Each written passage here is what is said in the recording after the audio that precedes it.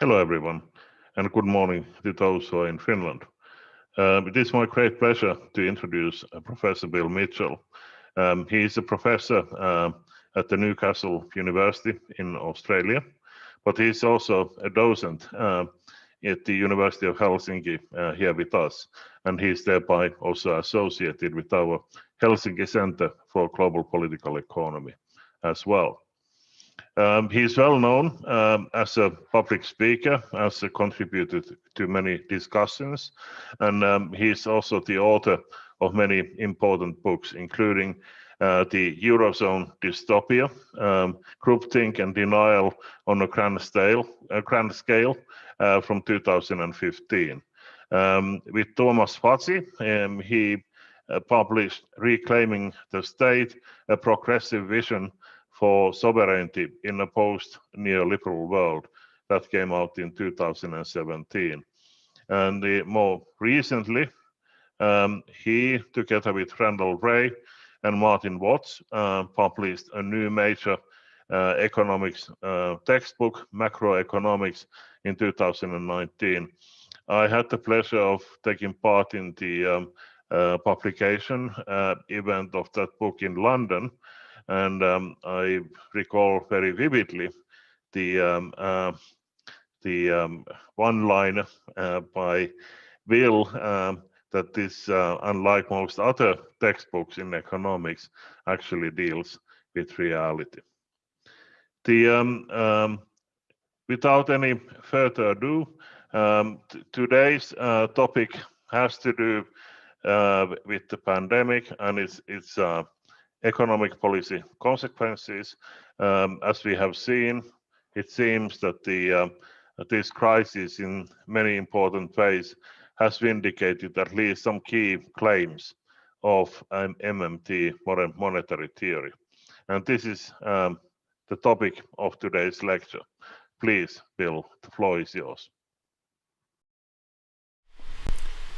Well, hello there, and we're coming from the east coast of Australia tonight, and I'm sorry I can't be in Helsinki as I normally am this time of year, and the juxtaposition couldn't be any more different. I note that the temperature there this morning for you is 0 degrees Celsius, and the temperature here is around 31 degrees Celsius. So quite a difference. Anyway, look, thanks to Heike and his team at the Political Economy Institute at the University of Helsinki. I'm really missing my annual visit there. Last year I was there at the beginnings of the pandemic, and there was a great deal of uncertainty, and of course we know what's happened since. So tonight I just want to, this is an annual lecture, and for the general public, this is part of a lecture series that I do for students in a postgraduate program at the University of Helsinki. So this is more or less a preparation lecture for another stream of lectures in the next 3 weeks, and the public is typically invited to those lectures also when I'm in Helsinki. We'll see whether I can make that possible in a virtual way. Just keep an eye out on my blog and Twitter for that. But tonight I just want to reflect on what's happened in the last year, but longer than that, but what's been brought into highlight in the last year, and what the future looks like in terms of economic policy and economic thinking, and the struggles that are ahead for progressive thinkers and progressive movements. So I'm going to intersperse between some slides and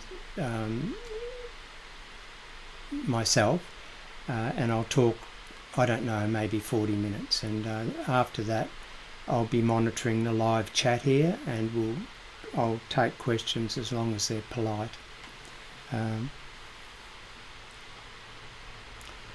So the pandemic has brought chaos but it also has exposed the mainstream economics fictions about government deficits and debt, which have hampered prosperity for years. And Max Planck's observation is often shortened to science progresses one funeral at a time. And he was referring there to the fact that the academy has such a hold on thought, and the senior members of the academy have such a control over the profession and of the discipline in question, and the junior members of that discipline, the publications, output and successes of the junior staff who are seeking tenure typically, the research grant performance, the promotion prospects, and all the rest of it.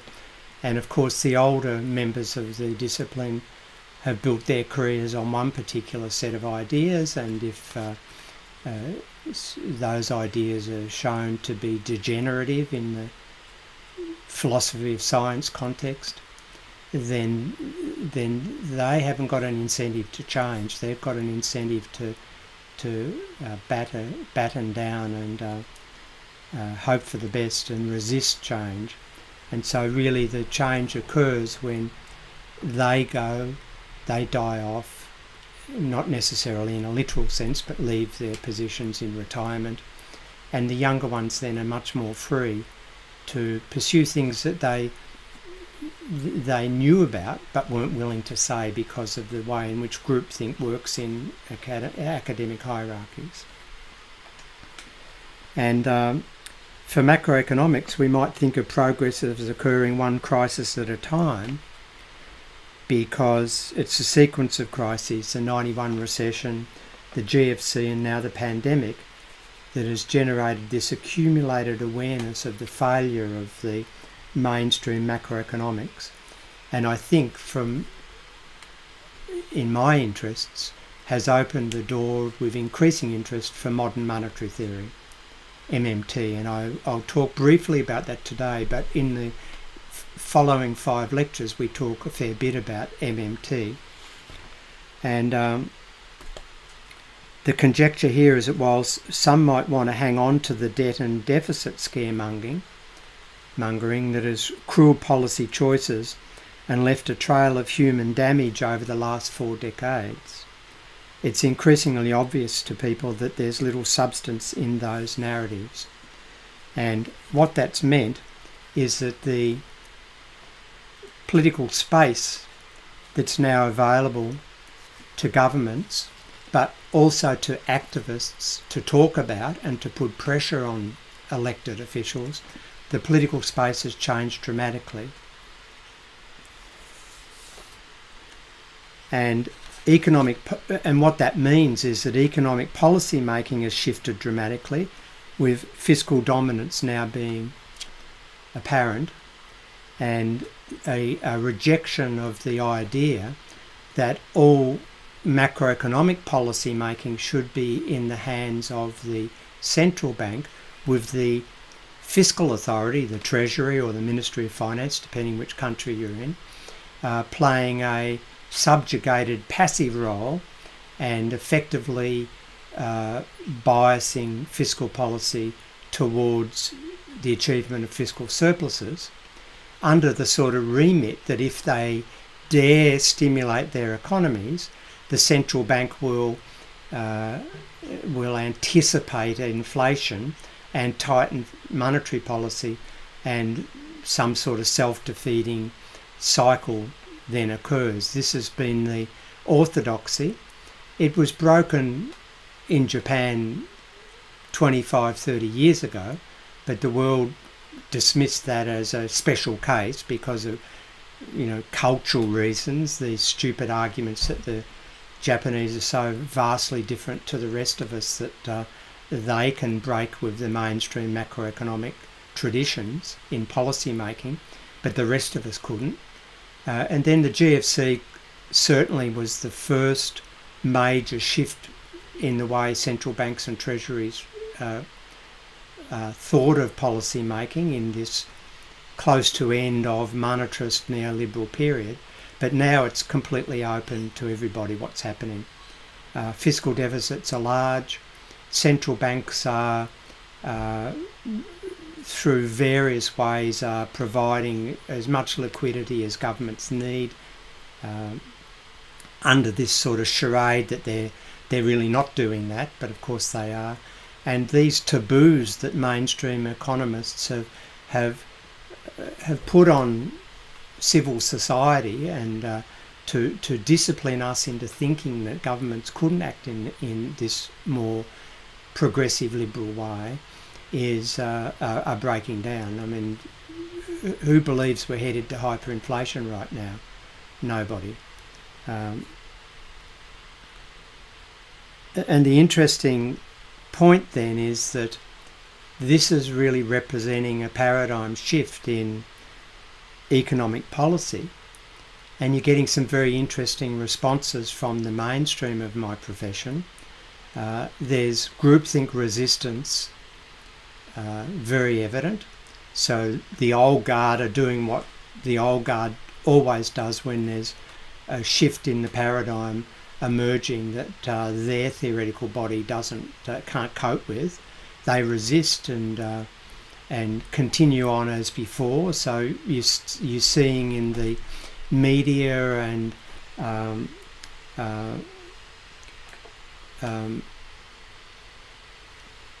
other forums the normal scaremongering that goes on, and it's not really getting anywhere, is it? But you're also seeing this interesting phenomenon which also occurs when a paradigm in an academic discipline is starting to make a shift. You're starting to see the ones that are less, what shall we say, ideologically entrenched, who are more pragmatic and are clearly interested in being on the right side of history and preserving their own dominant position in the academy and in the discourse. They're starting to make out that they knew all this all along, that their model can encompass fiscal dominance, and you're starting to see the likes of Olivier Blanchard and Rogoff and these characters, and the OECD last week coming out, and the World Bank a couple of days ago, and bodies like this trying to reinvent their images as if this is just a normal progression of their paradigm. Of course, if you dig a little bit deeper, you find that they haven't really changed at all. I grew up with an expression, leopards don't change their spots, and that's what's going on. They're making out that they are ahead of the new paradigm of fiscal dominance, but they're just trying to catch up as fast as they can.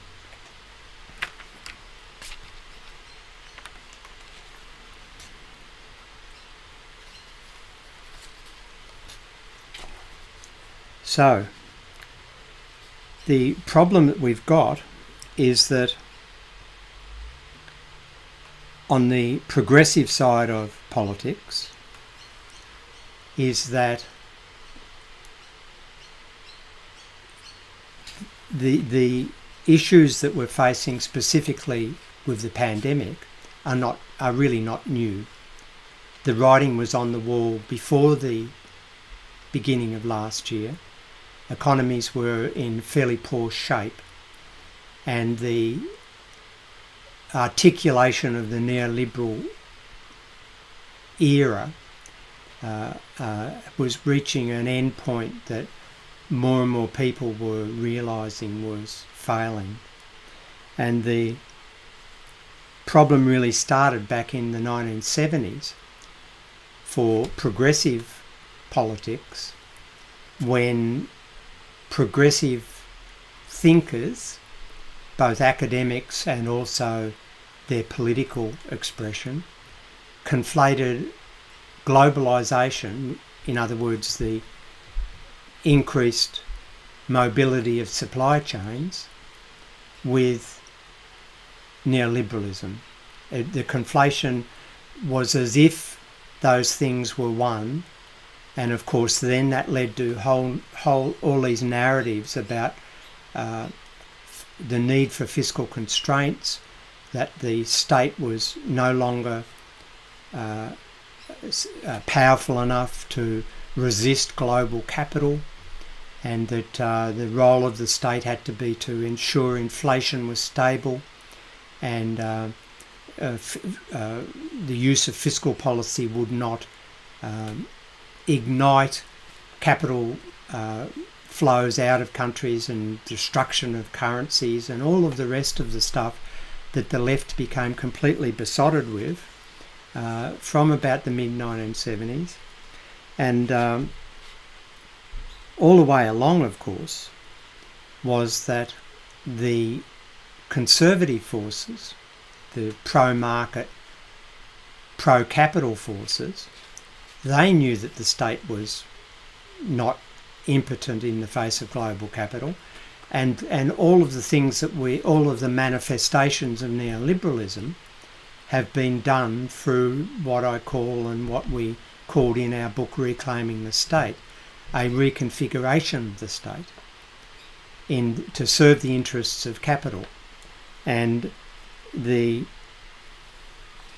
challenge in this post-pandemic era for the progressive forces of politics is to get over that and to understand that if they want to get beyond neoliberalism, they've got to reclaim the state, and they've got to start using the machinery of the state, the legislative and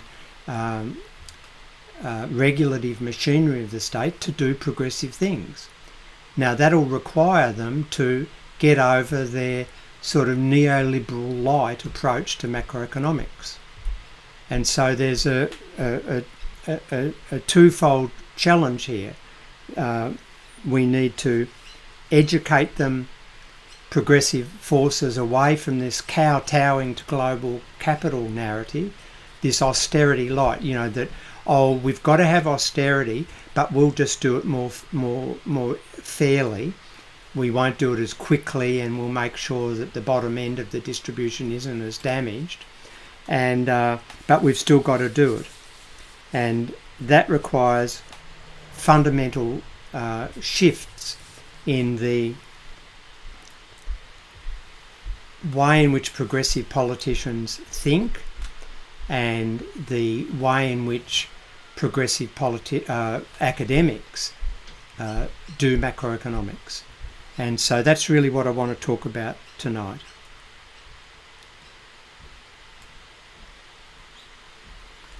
So this paradigm shift in macroeconomics, what we're talking about here is that after 30 odd years of neoliberalism, and here we're talking about the new Keynesian macroeconomic paradigm, which is the dominant paradigm in macroeconomics. This paradigm is the defining characteristic really is that monetary policy is assigned, so monetary policy is setting interest rates. That has been assigned the priority for counter-stabilisation, which means managing the economic cycle, the spending cycle, and with a bias towards low inflation, and fiscal policy has been cast aside and really subjugated it to be a passive actor at the macroeconomic stage, and really biased towards austerity and achieving surpluses. Now the reality is that monetary policy is a relatively ineffective macroeconomic policy tool. It's what we call an indirect blunt instrument, because interest rate changes are ambiguous in their impact upon the economic cycle. We don't even know whether interest rate increases reduce inflation, as the mainstream framework tells us. There's strong evidence that they actually have the opposite effect by increasing business costs. And fiscal policy has always been more direct and more predictable.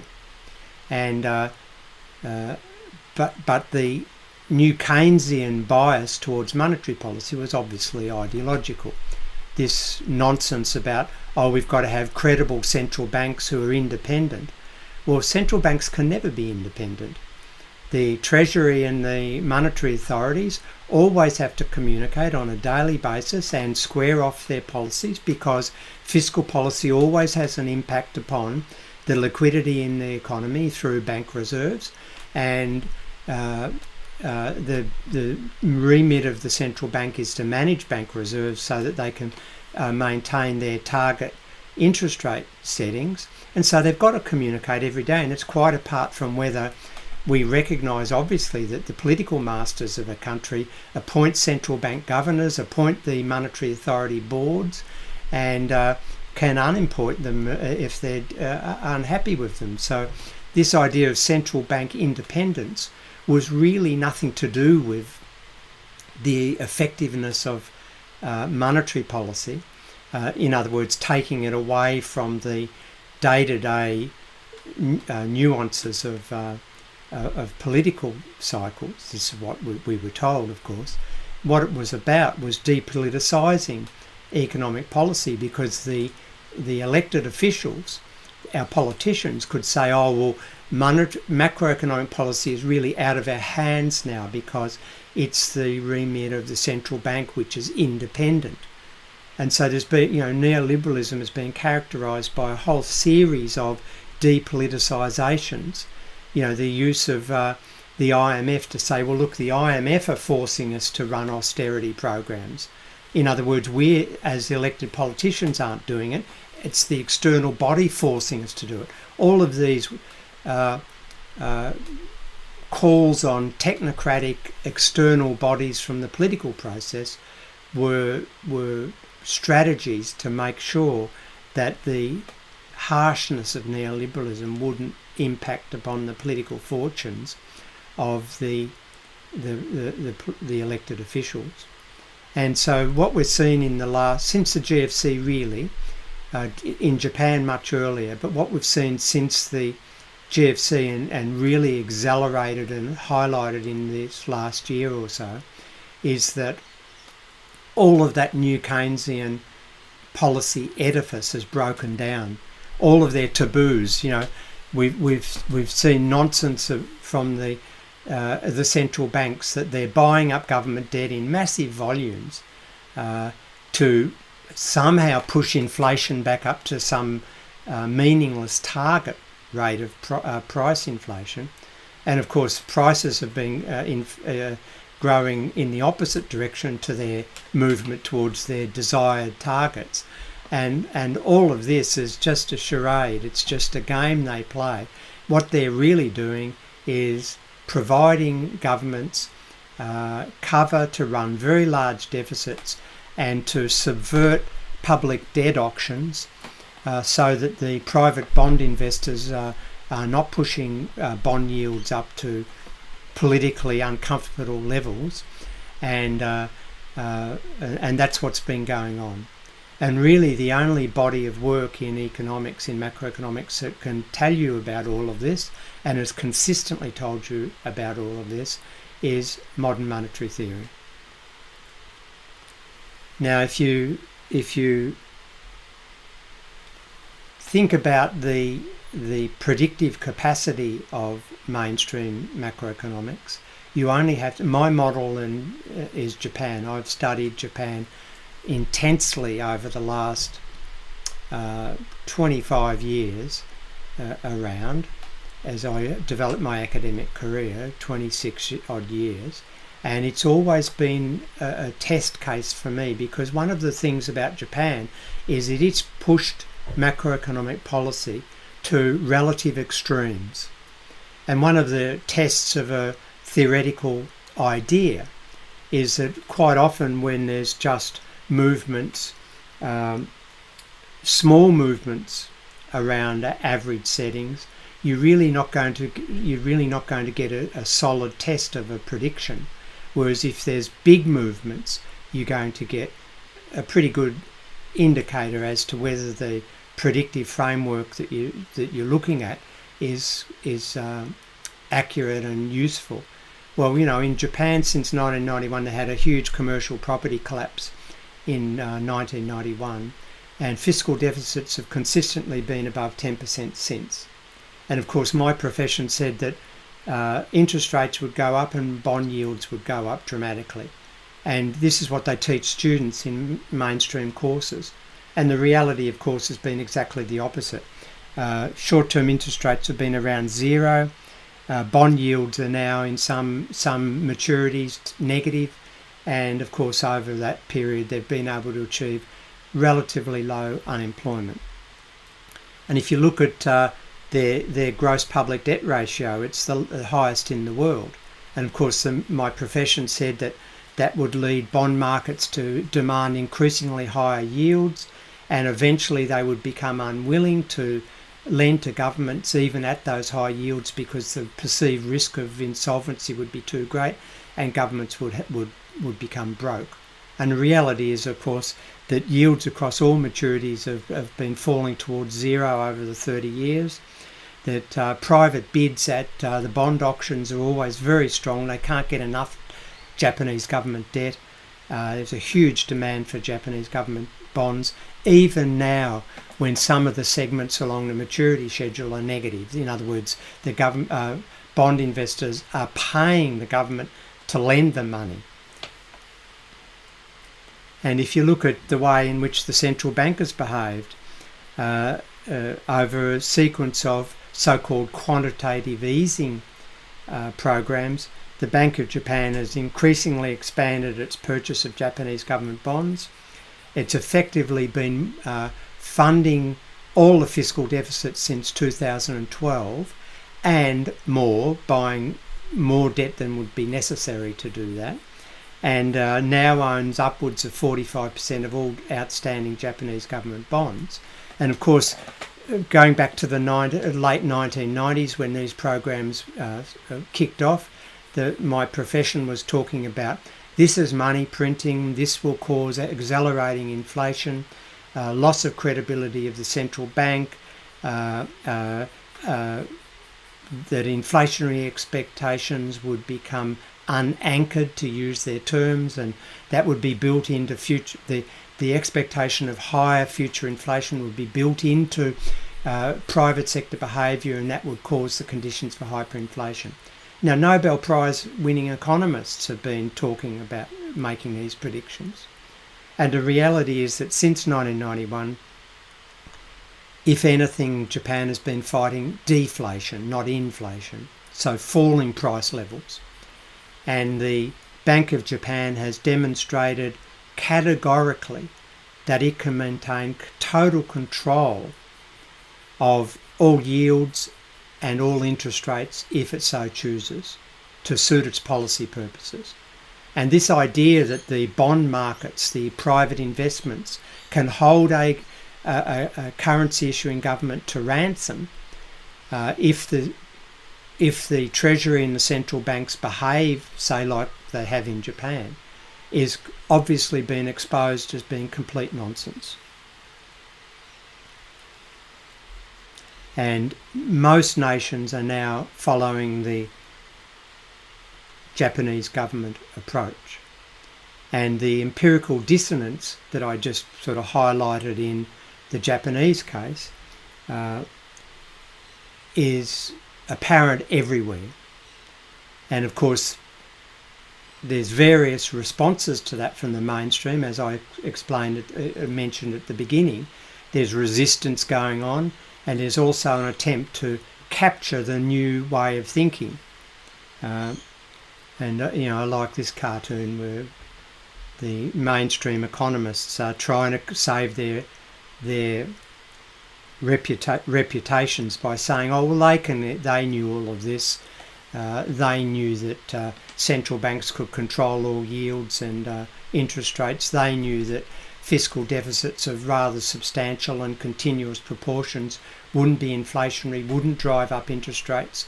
But if you go and see what they teach every day in their programs, if you see what's in their textbooks, that's not what they teach students, and that's not what they say. And if we reflect back on the dissonance, that's been occurring over the last 30 years and mounting as the policy approaches that we sort of we imperfectly call neoliberalism, you'll see that if I rated every dimension of the economic and social systems, it's all F grades, fail grades as far as we can see. You just have to look at precarious work, inequality, increased poverty rates, degradation of public infrastructure, the deterioration in our public education systems, economic growth rates, income growth rates, productivity growth rates, you just name any of these things. And what we're seeing in the last period is the degradation of our health systems has made it much more difficult to fight the pandemic than if we had have maintained that public infrastructure and not tried to privatise it and create rents for private medical companies. And the dissonance is driving a very interesting coalition. The F grades that I mentioned in terms of the way in which neoliberalism has delivered to citizens of the world, they've now started to realise that the promises that were made in the 1980s and the 1990s, as we embarked on this austerity-biased, privatised, outsourced, user pays, binge by capital, the promises were that we would all be better off, we would be freer, our employment prospects would be better. And well, we've worked out that's not true. And all sorts of anti-establishment revolts have occurred. And so, think about the yellow vests, the regional disparities between urban Paris and regional France.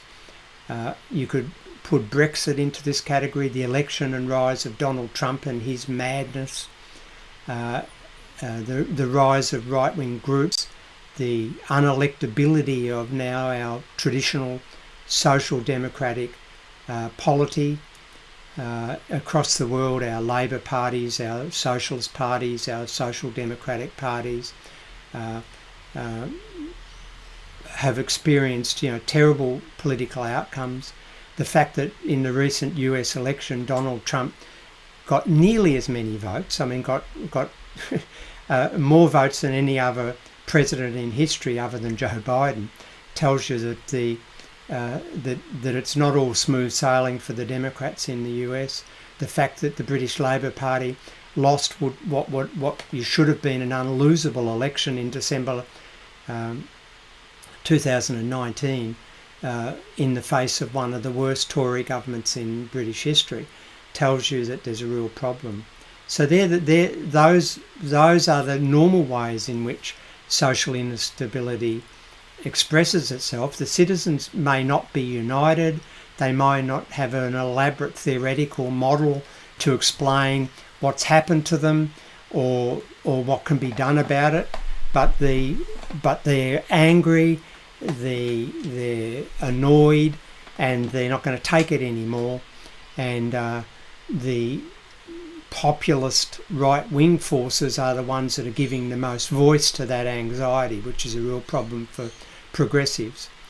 And you just have to see the response of the British Labour Party and say the Democrats in the last week, that they don't seem to have learnt their lessons about this austerity light stuff. So, 2 weeks ago I read that Joe Biden was going to definitely give truth, and he told the people of Georgia in those 2 Senate runoffs that he was going to make sure they got $2,000.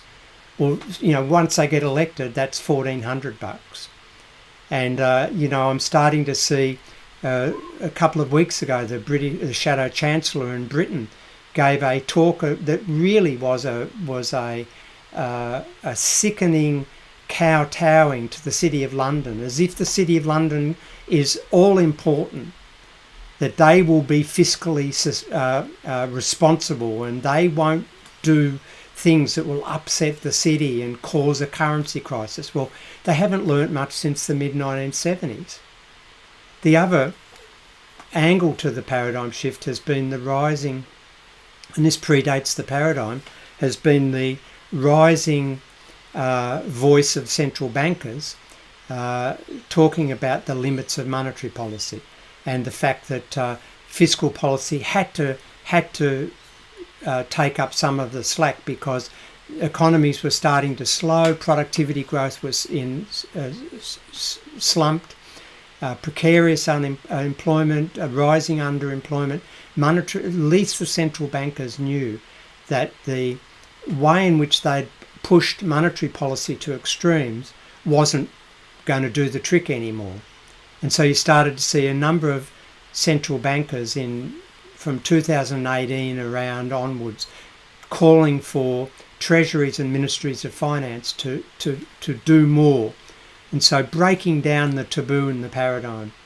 And of course, the extremes of the monetary policy that we've seen, and by that I mean that if the only game in town, which is the new Keynesian neoliberal way, has been monetary policy, well, as economies have been slowing because of the fiscal bias towards austerity, the monetary policy authorities have been cutting interest rates and pushing them down towards zero and negative in Europe, for example, and because that's all they've got. And so they've been scratching their heads going, oh, we've got to get inflation up, so we've got to drive interest rates further towards zero and into negative territory.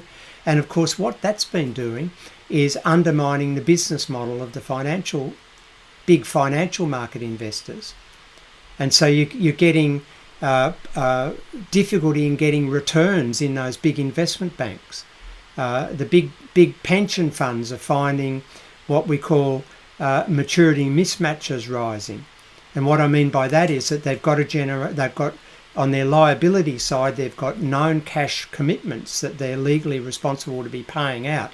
And their asset side of their balance sheet, which is their investment portfolio, has been, generates the cash returns on a timely basis so that they can meet those obligations. And of course, as investment opportunities, both in terms of falling interest rate opportunities, but also from the fiscal side, where cutbacks in public infrastructure spending and big capital projects, which investment banks could typically leverage returns off, they've been drying up as the austerity has become the norm. And as a consequence, those big pension funds are being driven towards putting their asset structures into increasingly risky positions to generate higher returns to meet their liability for cash. And of course, that exposes them to increasing risk of insolvency. So the financial markets, who typically have been or historically been friends of neoliberalism, have increasingly worked out that as a business model it doesn't help them. And so the questions for the left are from a political science perspective is, why has the left failed to offer the working class and the proletarianised middle class a credible alternative? Why have they increasingly been losing political traction? Why has the left become fiscally conservative, and essentially in doing so they've neutralised the macroeconomic debate from the political contest? And so if there's no contest anymore about macroeconomic policy, then the electors are looking at the two, in a two-party system like Britain or in Australia or the US or in most countries which have dominant parties. They're looking at those big left and conservative parties and saying, well, what the hell's the difference? Okay, they're fighting it out on identity issues or something like that, but the core issues that affect the livelihoods and prosperity of citizens there's no contest anymore, because the citizens hear that the left parties are going to basically do what the right parties are doing. They might do it a bit more slowly and a bit less aggressively, but they're going to do it anyway. And so when British Labour, for example, going into December 2019, promised the world in terms of their manifesto, in terms of all sorts of desirable things, and I gave a tick to almost all of them.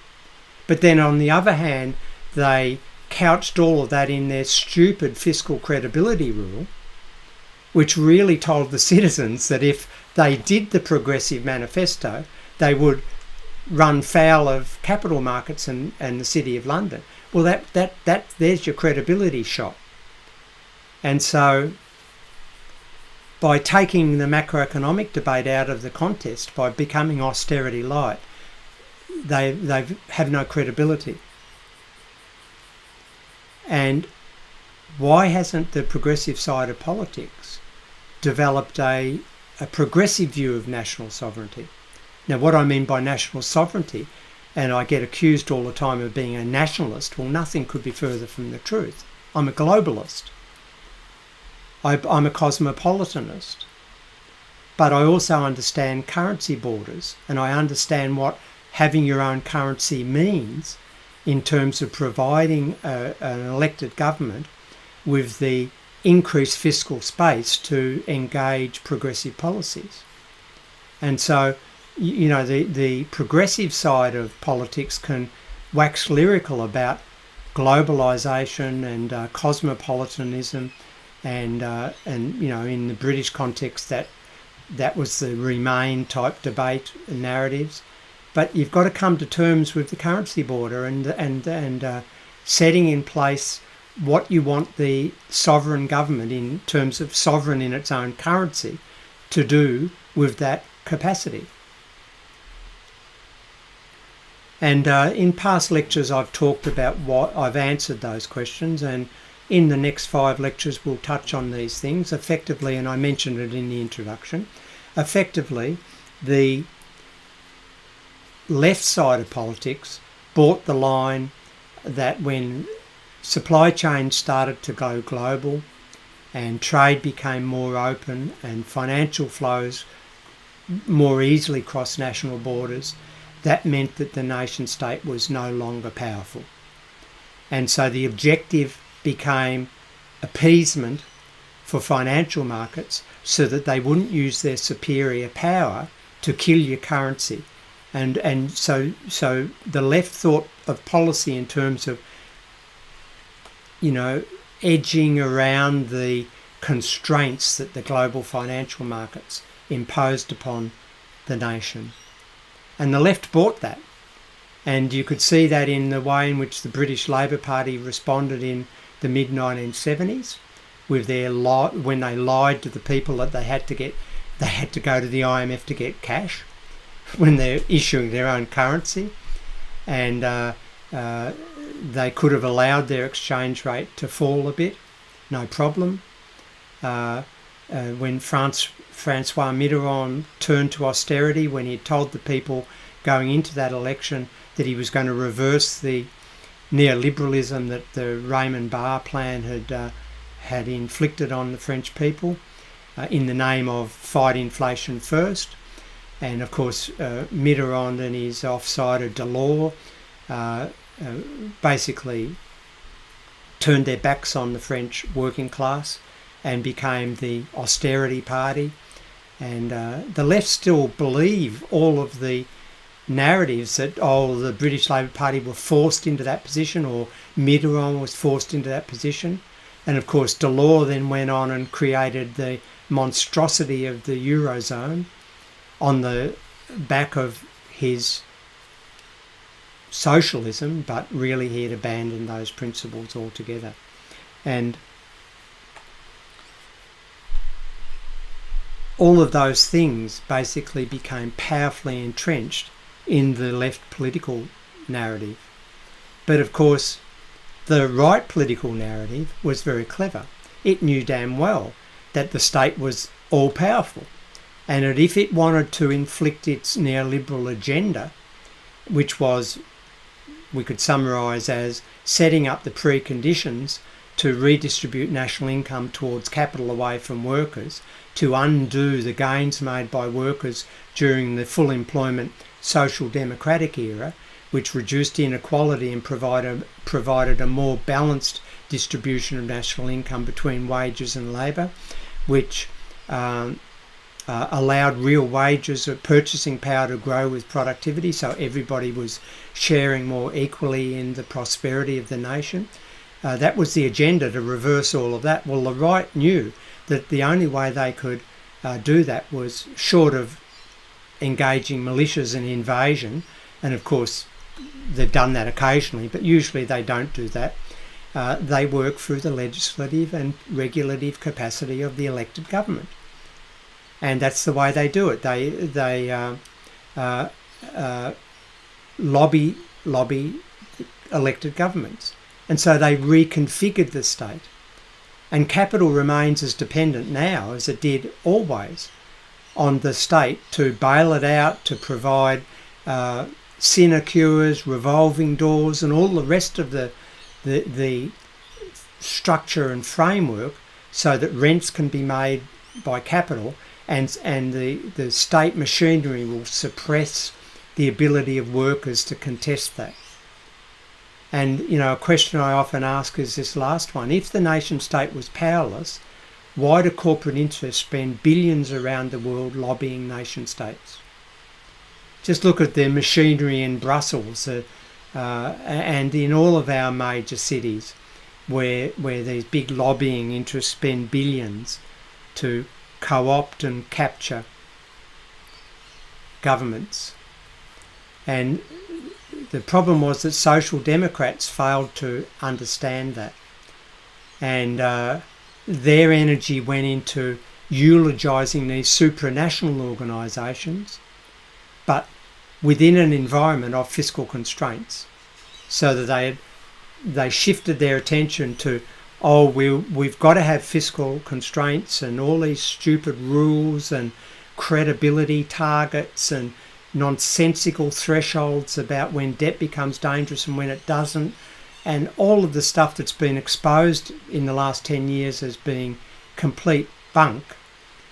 Within that environment, they then put energy into this, you know, the EU project in Europe, for example, and cross-border collaborations between working movements and global working class movements. And, you know, historically, history tells us that, you know, from the day of the First International, those sort of movements break down very quickly and become riddled with internecine conflicts, and they do very little to advance the working class prosperity. All of the major gains of the working class have been done through nation states, through through pressuring elected politicians to use the legislative and regulative capacity to do things for the working class. And the other thing that happened in the 1970s, of course, is that the left become obsessed with postmodernism and started to move away from class analysis to identity analysis. Now, I don't want anyone to think that I don't believe identity and thorough analysis of that and articulation of it and understanding of it is unimportant. It's incredibly important. But it's absurd for progressive thinkers to have a narrative where they think that a female boss of a nasty capitalist firm has more in common than the low-paid female workers in that firm than the low-paid female and low-paid male workers in that firm. That's the absurdity of all where this identity stuff has gone. And I think we've got to couch identity analysis in traditional class analysis for us to make progress.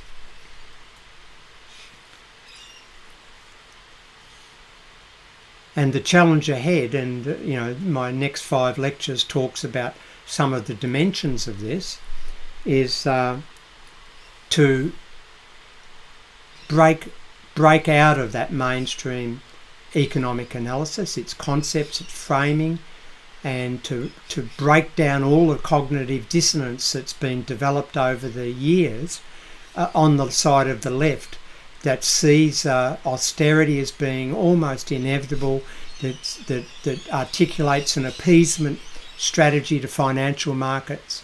What we need to understand is that financial markets are beggars, and they are their ability to move and their freedom is constrained by what elected governments do with legislation and regulation. And you don't have to go any further than that little volcanic place called Iceland. They had the biggest banking collapse in history during the GFC, and the government of Iceland tied up 2 of the world's biggest hedge funds with capital controls to defend their currency, to stop those investment banks killing their currency. The investment banks went to international courts, failed. It was always determined that the elected the elected capacity of the legal jurisdiction of the government dominated. And the left have got to get that into their heads, that the City of London cannot kill the British government or a currency if the British government doesn't give them the latitude. And so the twofold challenge ahead is education, learning about framing and learning about language, and so on. And we have to address the basic macroeconomic myths, that the government's like a household, it's financially constrained, that taxes fund government spending, that debt funds fiscal deficits, that bond markets control governments, that continuous deficits are inflationary, that government debt burdens future generations, and that if you have these fiscal contractions, you'll have expansion. So during the GFC, we saw this nomenclature emerge, growth-friendly austerity. There's no such thing. That was just a ruse, a smokescreen to destroy the Greek economy and to turn it into a colony. And we, as my education mission is to teach people about the real capacities of currency issuing governments, that governments can't run out of currency, that taxes don't fund spending, the public debt doesn't fund spending, there's no good or bad deficits, it all depends upon context, that the government and central banks can control all interest rates and yields if they choose. They can always play bond markets out of the game. That deficits don't increase interest rates automatically. That fiscal surpluses, far from being national saving, actually work to destroy non-government wealth, our wealth. That all spending carries inflation risks. And what my next 5 lectures is about those type of issues. And so the aim of those lectures, which resume next Friday, this coming Friday, to develop a coherent and valid construction of currency sovereignty, to explore which is about modern monetary theory, to explore the implications of this understanding, to recast the perennial how are we going to pay for it question, and understand that question's basically irrelevant for a currency issuer. What we're really asking is what resources are going to be used in a specific policy, and whether a specific policy requires us to not only spend but also to do other things to free up resource space so that the spending won't be inflationary. And what we'll learn, and what modern monetary theory teaches us, is that fiscal space is much broader than and much richer than we've been led to believe. And so what we really need to do as progressive thinkers is to understand that and understand what the capacities and opportunities are. So I'm just going to cycle through a few slides because I'm going to open it up for questions now. So I'm just sorry, and I don't really want to. This is not a selling exercise, but this textbook came out in 2019. It's the MMT textbook written by myself, Randy Ray and Martin Watts. I've covered Eurozone issues very specifically in this book, 2015, published by Edward Elgar. And in 2017, Thomas Fartsy and I wrote effectively a analysis of what's happened to the left and what can be done about it. So, and also for those who don't already know, I write an almost daily blog where I wax lyrical about all sorts of things. So that's where I'll finish, and I'm now going to try to bring up this pop-up window and try to find, if you now start asking me questions, until I get some specific questions from now, if you now start typing in some questions, I'll attempt to answer it. I'm going to scan back through the chat here and see if I can pick out some questions while I'm waiting for some.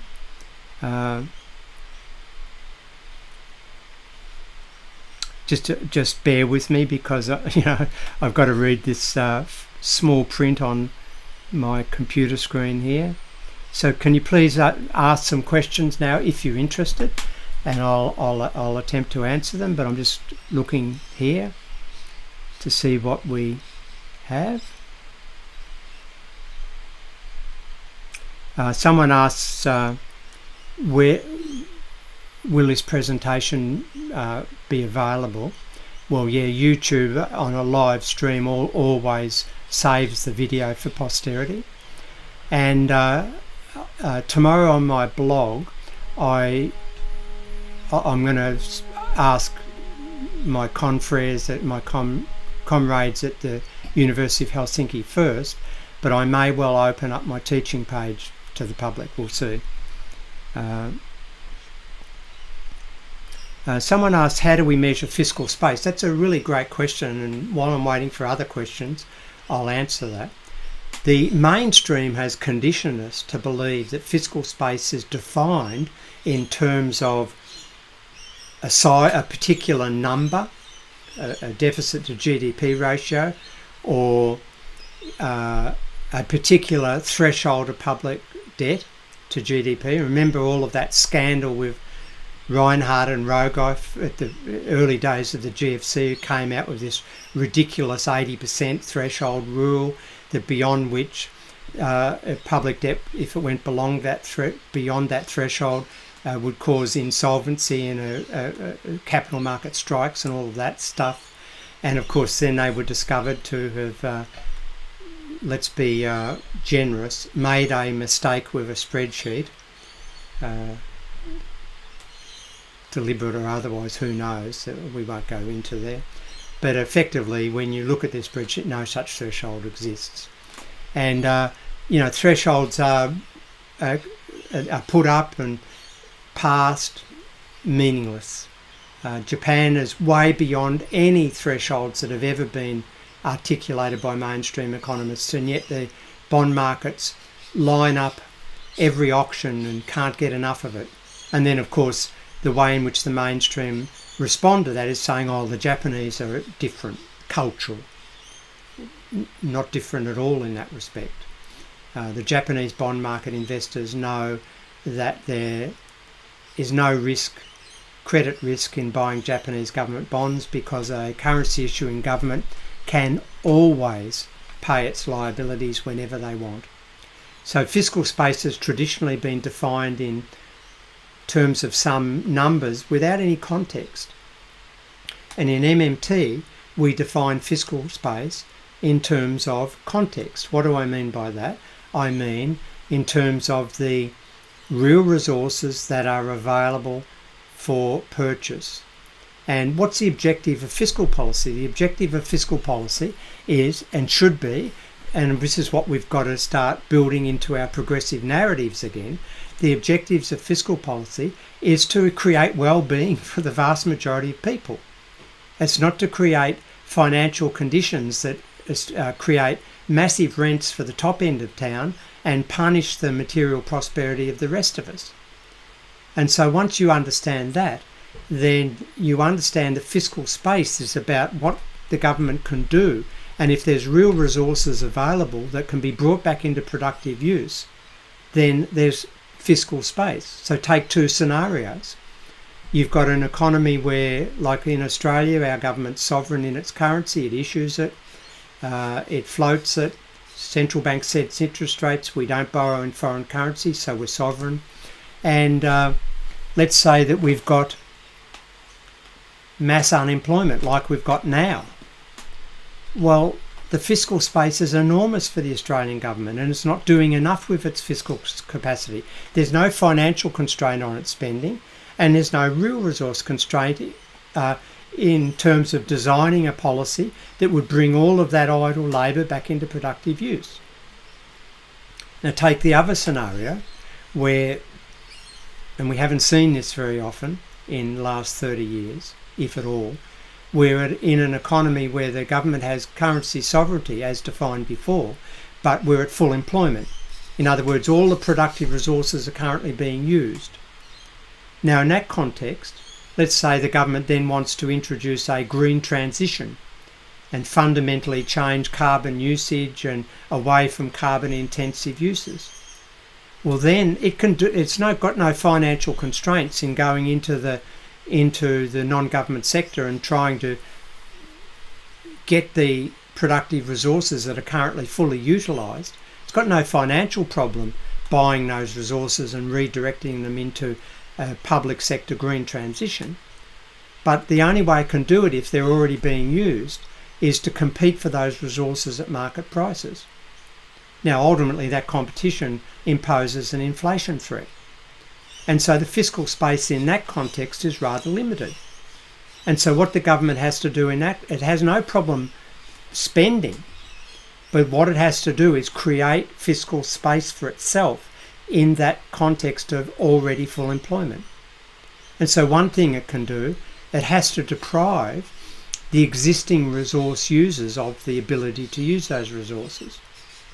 So how does it do that? On multiple ways. It can regulate the use away from the existing users. So just declare that the coal industry in Australia is finished, and suddenly all the resources that are employed in extracting coal and putting it on boats and shipping it abroad become idle. So that then the resource space is there, the fiscal space is there. It can impose taxation, and taxation reduces our purchasing power. And in that context, taxation can be seen as freeing up resource space that the government then can spend into to bring those resources into the public sector and put them to productive use without having to compete for those resources at market prices because they're already fully utilised. So that's the way an MMT economist thinks about fiscal space. It's diametric to the way in which a mainstream economist thinks. Okay, so there's so many questions, and I apologise if I don't answer them all. We've got about 25 minutes left. Is the EU recovery fund a good idea? Well, yes, a recovery fund is always a good idea if you've got a pandemic and you've got the residues still of the global financial crisis that was never cleared away because of the ridiculous austerity that was imposed in the aftermath of and during the global financial crisis. So of course a recovery fund is a great idea. The elements of a responsible and effective fiscal response is magnitude and timing. And so you have to get in very quickly to avoid unemployment rising, to avoid the destruction of productive capacity, to avoid creating negative sentiments in productive investment that then reduces your future potential GDP. So you have to get in very early and stop a growing recession in its tracks. And of course you have to also scale the fiscal response to the scale of the non-government spending withdrawal which causes the recession. Now, this particular recession is somewhat different, of course, because a lot of it has been due to lockdown, and government dictates ruling that businesses can't trade. So it hasn't been so much a non-government spending withdrawal, even though that's been a subsequent occurrence. It's been the dictates of the commerce can't freely do its business. So how you scale the magnitude and the timing then is somewhat different and more complicated than in a typical recession. That's just businesses get negative sentiment, they stop investing, they lay off workers, and you get a short, sharp recession. Governments come in, stimulate very quickly, confidence in the non-government sector returns, and you're back to business. But my understanding of the recovery fund in the European Union is that it's typical of most things the European Union does, and it's because of its complex decision-making structure. It's almost archaic in the way in which decisions have to be made, and they of course have massive timing lags, and those timing lags meant that the recovery fund still isn't being distributed in the amounts that are necessary. And of course then all of the political machinations, the frugal four and the standard Benelux German fiscal conservatism and the suspicion of the southern states has also meant that the magnitude is grossly inadequate. Now, I understand all the arguments that the Stability and Growth Pact rules, the Fiscal Compact rules, have been relaxed under temporary provisions, and that the excessive deficit mechanism has been put aside for the time being. And I understand that the ECB, through its pandemic emergency purchasing program, is essentially pushing the capital markets out of the picture and keeping yields very low, even though they're denying that that's what they're doing, and they're funding the deficits, no problem. But if you look at the data, and I wrote about this a few weeks ago, the austerity mindset is so entrenched and etched on governments within the Eurozone that they're not taking advantage of the latitude that the relaxation of the Stability and Growth Pact has temporarily given them. And my suspicion is that they either fear that they'll be locked into disastrous austerity threats and conditions when Brussels decides to reenact the excessive deficit mechanism, and they will, even though I don't think they can, but they'll try. Or so the governments in the member states are either scared stiff about that, or that the austerity mindset has just become so part of their mentality that they don't know that they can expand fiscal deficits dramatically under the cover of the European Central Bank, keeping yields down and keeping the costs of funding for those governments that don't have their own currencies low. So my view on the European Recovery Fund is it's somewhat of a disaster. How can MMT better address consumption and finite resources? And that's another great question. And when we talk about resource space, traditionally we really haven't talked about the natural environment as being a productive resource. And especially economists have put that to one side, and when they do refer to it, they talk about trade-offs between growth and pollution, for example, and that they do all sorts of elaborate mathematical studies about what's the optimal trade-off. And they get locked into a mentality that the only way we can really afford politically to pay for pollution, to fix it up, is if we create growth in the first place, which as a young student always seemed nonsensical to me, that you're going to pollute the hell out of the place, and with the income growth that you generate from that, you can then fix up the damage. I could never really understand that idea. But I think increasingly we are understanding that biological systems are fragile, and a person like me who's an economist has no qualifications in understanding when a river system dies. So how can I can write out the mathematical models for sure and come up with all sorts of constructs of optimal trade-offs between pollution and economic activity. But they're all meaningless studies. I don't know when a river system's going to die. Biological systems die without warning. And so when we talk about resource space, we have to be guided by scientists who know about things about the natural environment. And I think this is where MMT economists are much more Catholic in their thinking. I'm using Catholic in the universal social science context, not in terms of what happens in Vatican City. And I think we're much more open, and I think this progressive economists generally, I should add, not just MMT economists, are much more open to discourse and input from the other social sciences, and in the environment sense from climate and natural scientists. And so I think it's a really a delicate balance, and we have to take that into account.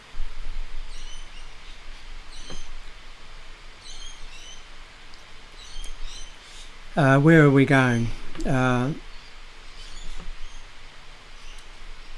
So I've got a question here from Heike. So given that he's the host of this talk, I owe it to him to answer his question. Heike is a professor at University of Helsinki. He's the convener of the political economy program and has a long track record in progressive thinking. And he asks, states are positioned in the world economy in different ways, and this has consequences. Can you see a case for applying MMT supranationally? Arguably, the ECB is doing this. And he talks about Keynes's ICU plan. And I have to say that Heike and I, whenever we get together, and sort of annually typically, in Helsinki and sometimes in London and elsewhere, but we have this discussion, and it's an ongoing discussion between the two of us and between members of his group. And I think it's fair to say that Heike has faith in the European Union idea, and I don't have faith in that. So let's briefly tease out some of the arguments that I would make. And it's true, as he says, that effectively you've got a central bank in Europe now, the European Central Bank, who is in control. It's moot whether they're breaking treaty rules. I believe they are. Pro-European thinkers don't.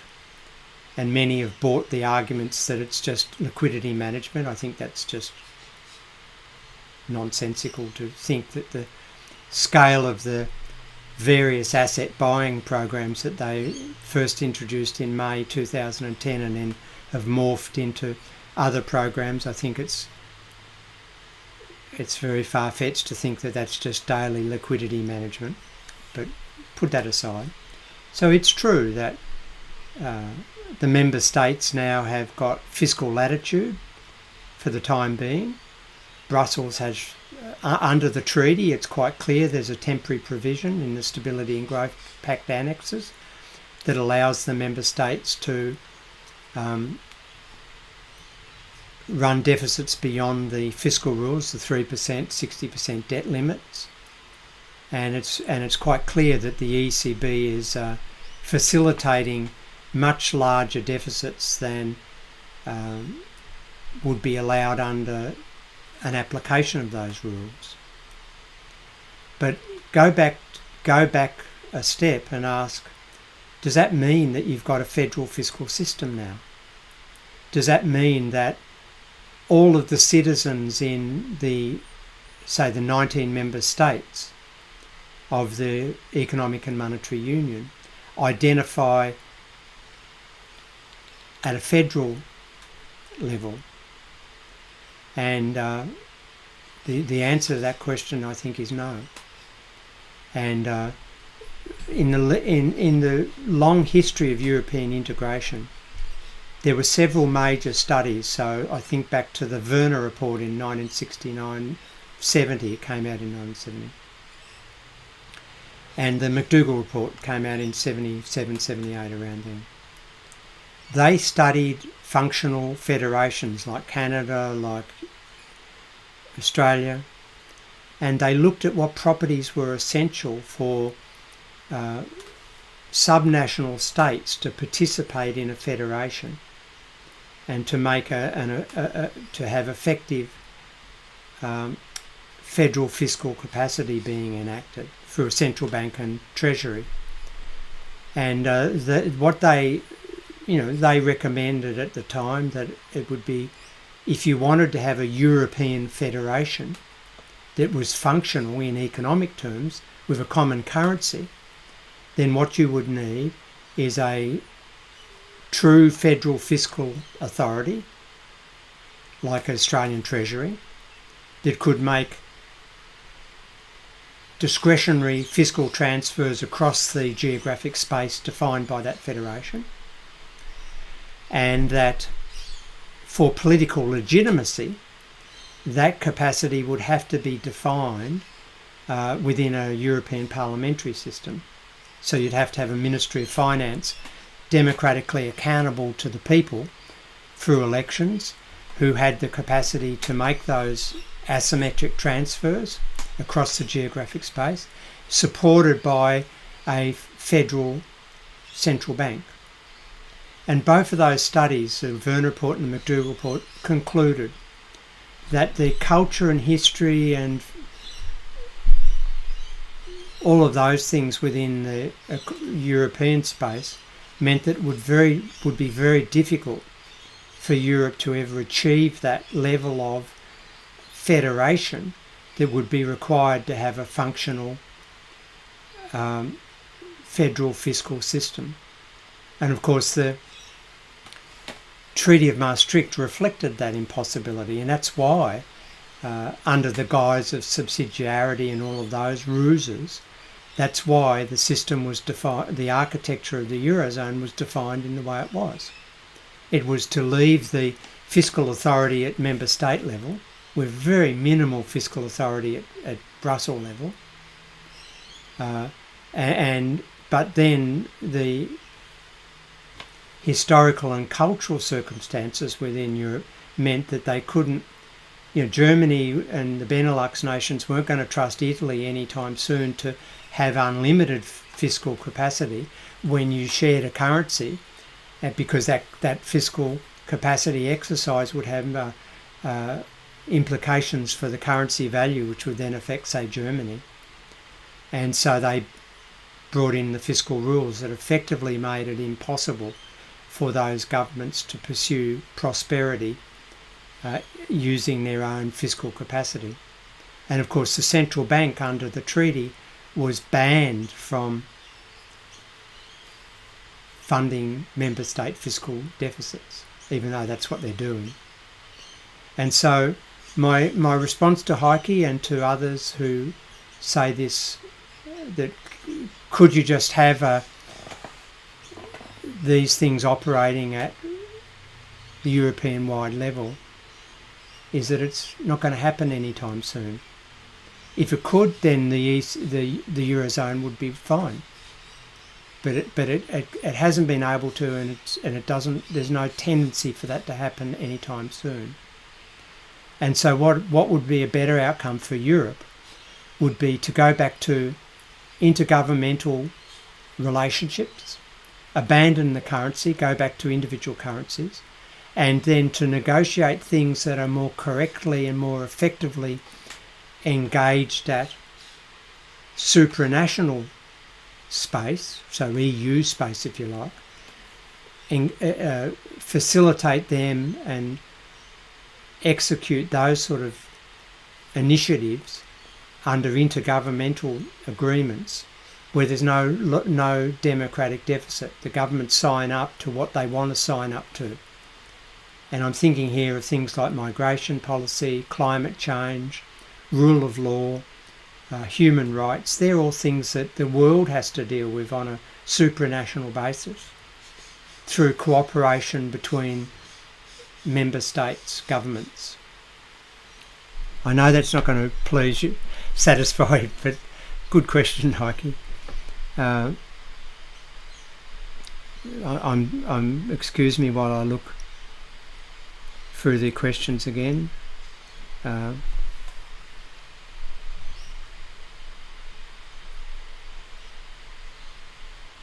Someone needs to go to bed. Good night, thanks for joining us.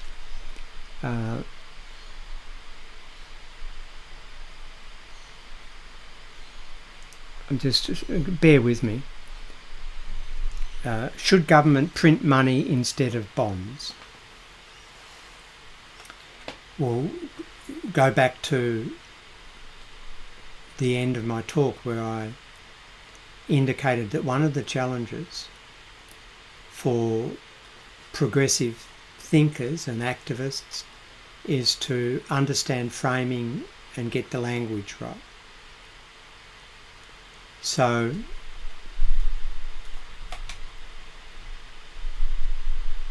there's really no such thing as printing money. If you understand the way, this is a framing and language tool that the conservative forces, the mainstream economists use to disabuse us from the notion that the government would stop issuing bonds to the private markets and just instruct, in their view, the central bank to buy the government bonds directly. So they call that printing money. And of course they then accompany their narratives with pictures of people wheeling huge stacks of currency, paper notes in wheelbarrows to buy bread in 1920s Germany. And mission accomplished. They disabuse us from that notion. This is the taboo. And the terminology is very useful in reinforcing the taboo that they believe we have to place on discretionary government policy. So first of all, understand that when the government spends, every day it spends into the non-government sector. It spends by instructing its central bank. So there's various institutional arrangements that occur, and they differ in nuance and terminology across different countries. But when we're effectively simplifying it, when governments spend, they instruct the central bank, which is part of government really, part of the government sector, has to be. They instruct central banks to type numbers into bank accounts to facilitate procurement and other types of government spending into the economy. The numbers appear in various bank accounts, in deposits then emerge, liquidity is created, and nothing's printed. So all spending is like that. Irrespective of what else the government does, all spending from the government enters the economy in the same way. Now, the government may then choose to, at various times, conduct bond auctions in the private sector and provide an opportunity for the private non-government sector to manipulate their wealth portfolios and buy some government bonds which are risk-free and interest-bearing. Not that they're bearing much interest at the moment. And it can do that if it wants to.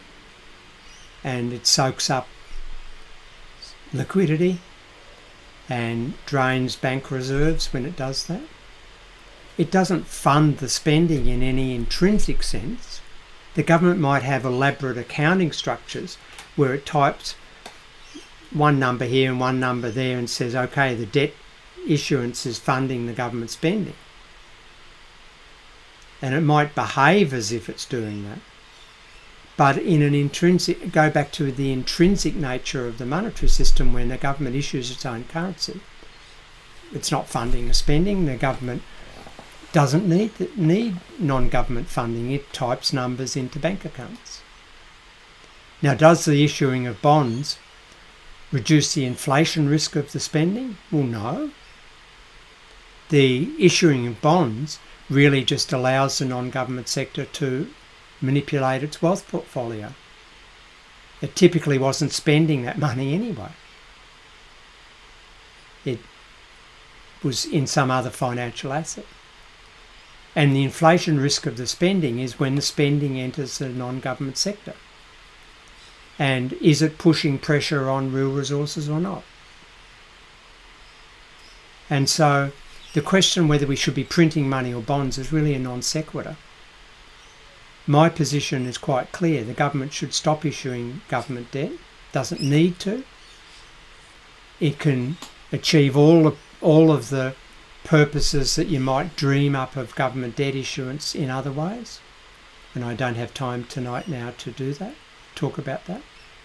It doesn't need the liquidity from the non-government sector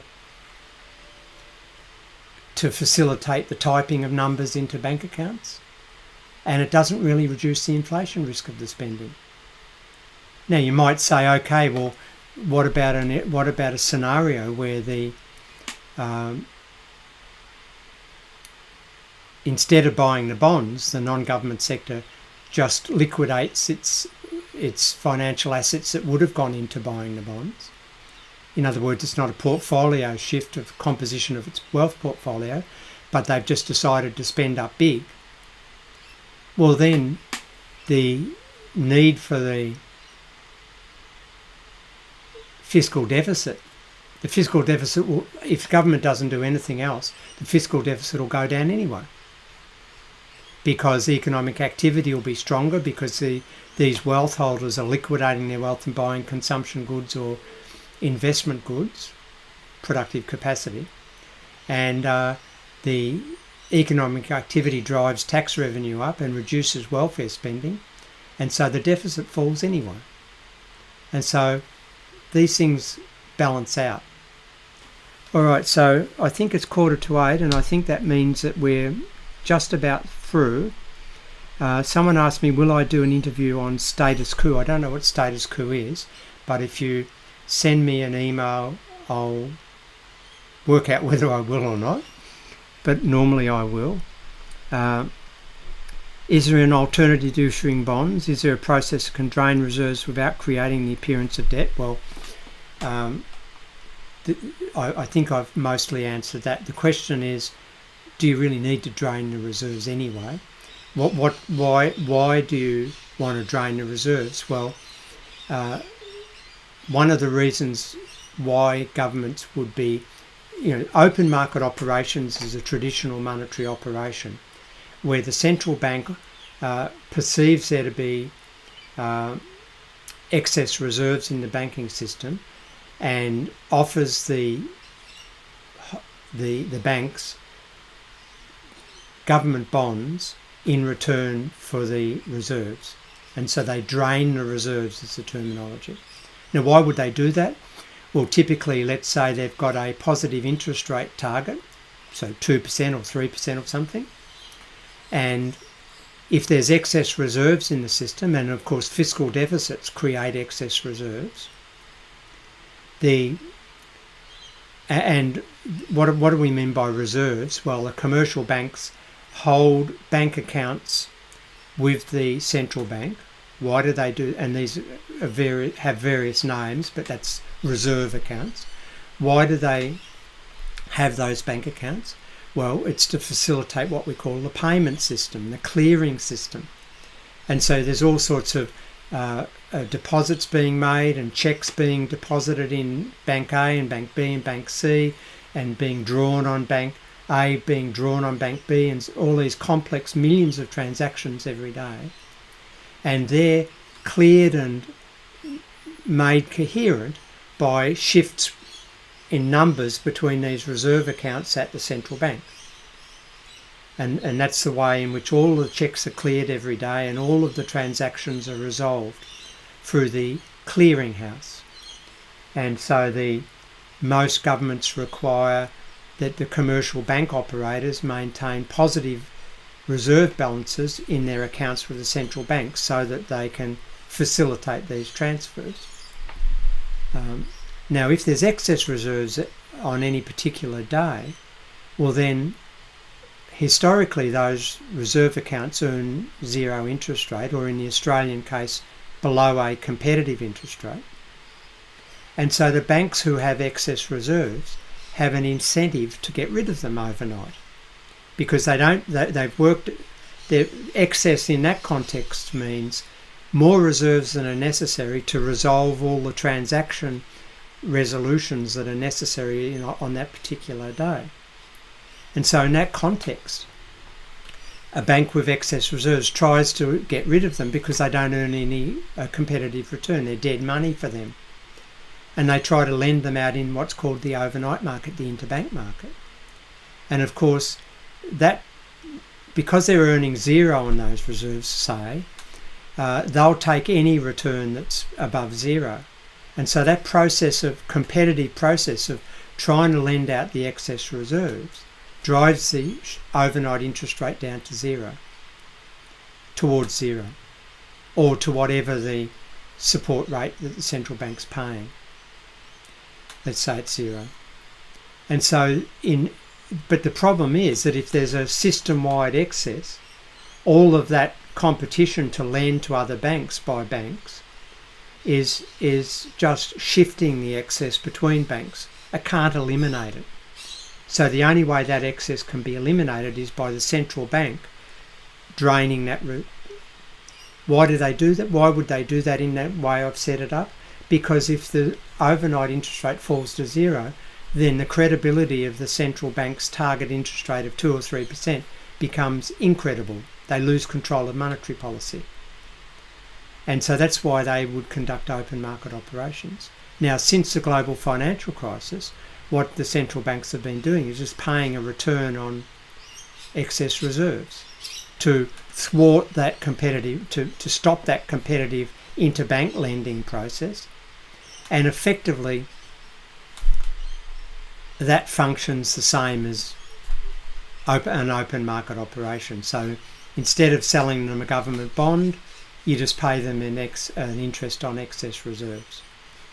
Now, you can have a debate about that. There's no need for debt to be issued then for central banks to offer commercial banks a return on excess reserves if they want to. Okay, so in closing, someone just asked, can more be said about these reserves? The next 5 lectures in my annual stream, they're not public lectures typically, they're classroom, university, postgraduate level, rather technical lectures. Today's lecture was geared for general public consumption. I hope I've succeeded somewhat. But I'll ask Heike overnight as to whether I can make the Zoom addresses. This is a YouTube stream, but the rest of the lectures this year are through Zoom. I'll ask Heike whether they can be public. I don't know the answer to that in advance, but I'll see, and I'll make an announcement on my blog about that. And I'm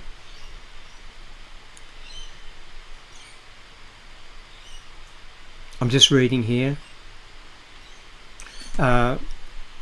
And so stay tuned on that. If they decide that it should just be limited to the enrolled students, then that's the way it will be. But in closing, MMT Ed, my educational initiative, is starting very soon in March, and from then we'll be flowing educational material out into the internet for free, and they will certainly be publicly available. So either way, by hook or by crook, we'll get there. But anyway, look, thanks very much for your perseverance. I should add that it's about 30 degrees here in the evening in Australia in our summer.